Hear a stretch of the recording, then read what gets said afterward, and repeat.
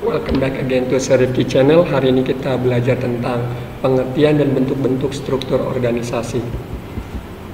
Pengertian struktur organisasi yang kita ketahui di dalam sebuah instansi pemerintahan ialah pengorganisasian merupakan salah satu fungsi dasar dalam manajemen untuk mencapai sasaran yang diterapkan oleh organisasi.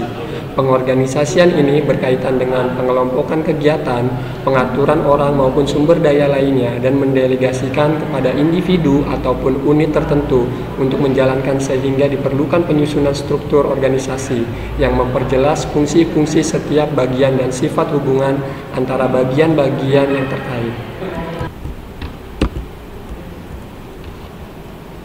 Apa sih struktur organisasi?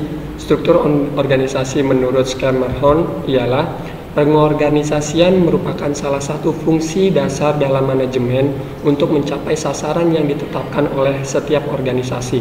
Pengorganisasian ini berkaitan dengan pengelompokan kegiatan, pengaturan orang maupun sumber daya lainnya, dan mendelegasikannya kepada setiap individu ataupun unit tertentu untuk menjelaskan sehingga ini tercipta atau terlaksana dalam waktu penyusunan struktur organisasi yang memperjelas setiap fungsi-fungsi setiap bagian dan sifat hubungan antara bagian-bagian yang lain. Schermerhorn juga membaginya menjadi 3 bentuk-bentuk sebuah struktur organisasi. Bentuk-bentuk struktur organisasi ini yang sering digunakan dalam organisasi pada umumnya dibentuk menjadi 3 bagian.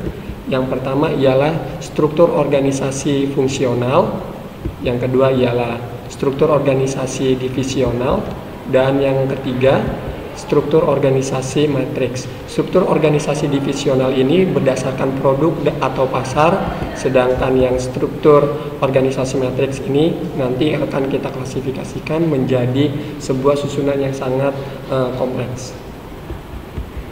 Yang pertama, struktur organisasi fungsional. Struktur organisasi fungsional atau functional structure organizations merupakan sebuah struktur organisasi yang paling umum digunakan oleh suatu organisasi. Kenapa ini dikatakan umum? Karena pembagian kerja dalam bentuk struktur organisasi fungsional ini dilakukan berdasarkan fungsi manajemennya seperti keuangan, produksi, pemasaran, dan sumber daya manusia. Karyawan-karyawan yang memiliki keterampilan skill dan tugas yang sama akan dikelompokkan bersama ke dalam sebuah satu wadah unit kerja. Nah, struktur organisasi ini tepat untuk diterapkan ketika organisasi atau perusahaan yang hanya menghasilkan beberapa jenis ataupun produk maupun layanan. Struktur organisasi ini juga bisa dapat menekan biaya operasional secara umum, namun ini mempunyai kendala mengalami kesulitan dalam berkomunikasi antar unit kerja. Ini akan saya gambarkan struktur organisasi fungsional. Ini adalah contoh bentuk struktur organisasi fungsional, yaitu di atas adalah direktur, di bawahnya itu ada manajer SDM, manajer keuangan, manajer produk, manajer pemasaran, dan manajer purchasing.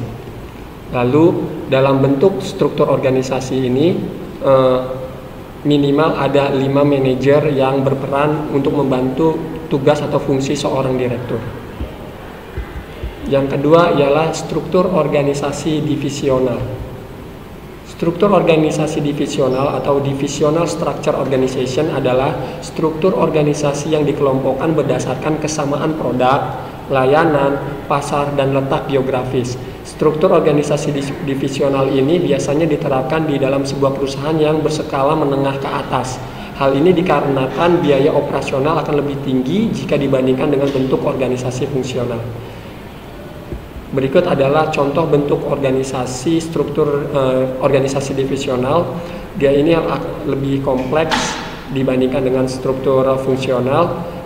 Direktur utama ini akan dibantu oleh 2 divisi. Yang pertama dibantu akan oleh 2 wakil direktur, yaitu divisi komponen dan divisi perangkat. Wakil direktur divisi komponen ini akan membawahi atau membaginya menjadi manajer IC atau manajer display dan manajer baterai. Sedangkan yang wakil direktur divisi perangkat juga membaginya menjadi 3, yaitu manajer smartphone, manajer tablet PC, atau manajer laptop. Dan yang terakhir adalah bentuk struktur organisasi matriks. Struktur organisasi matriks atau matrix structure organizations merupakan kombinasi dari struktur organisasi fungsional dan struktur organisasi divisional dengan tujuan untuk menutupi kekurangan-kekurangan yang terdapat pada kedua bentuk struktur organisasi tersebut.